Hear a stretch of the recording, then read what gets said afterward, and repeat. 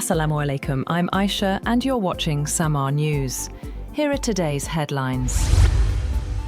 Prime Minister Shehbaz Sharif has said that Pakistan does not want war and instead seeks peace. He warned, however, that Pakistan's desire for peace should not be mistaken for weakness, stressing that the country stands for peace with honour and dignity. Addressing the inauguration of the iconic Victory Monument, he said the enemy should remember its lesson-breaking defeat and warned that anyone challenging Pakistan's sovereignty would receive an even stronger response. Shehbaz said India had demonstrated that it was an enemy of peace by suspending the Indus Waters Treaty.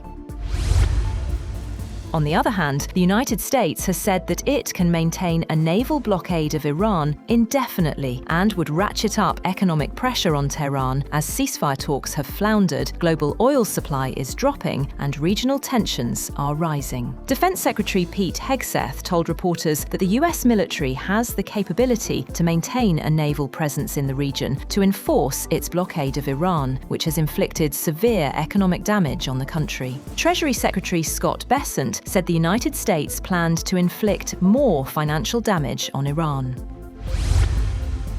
US President Donald Trump has said he will impose tariffs on imports of drones and their components, including from some key US allies, with the Trump administration saying the country was too reliant on foreign sources of drones. The White House said a proclamation signed by Trump imposes a 100% ad valorem tariff on drones of a certain size or with certain capabilities that are particularly sensitive for national security purposes, adding that a tariff of 25% will be imposed on drones that are smaller in size.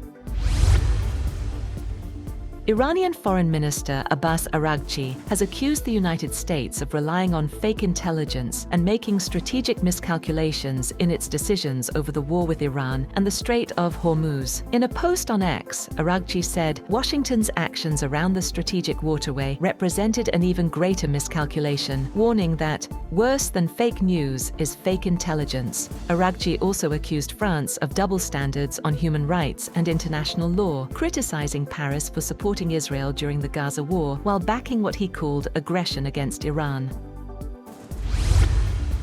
Iran has promised a more aggressive response if another war breaks out. Brigadier General Rasul Sanayeh, who serves as a political advisor to Supreme Leader Mojtaba Khamenei, said that Iran stood firm in the recent conflict and would stand firmer and more aggressively in any future war.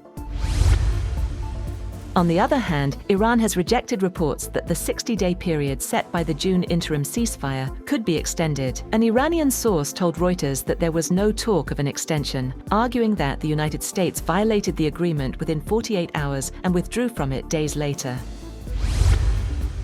Meanwhile, Iran has called for compensation over an oil spill in the Strait of Hormuz that has reached Qeshm Island.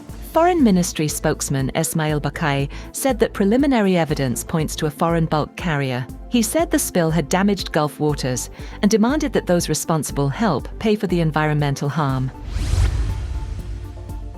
CIA analysts reportedly questioned Israeli intelligence about an alleged Iranian assassination threat that prompted a secret operation to move President Donald Trump to another aircraft after leaving Turkey last month. The Washington Post reported that US officials viewed the intelligence as Israeli-derived and low confidence, but the Secret Service proceeded with heightened security measures. Trump was secretly moved from Air Force One to a smaller military aircraft before flying to Britain. The episode has raised questions over the credibility of the intelligence and whether it was intended partly to influence US policy toward Iran.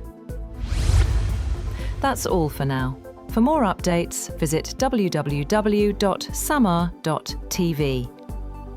Thank you for watching Samaa News.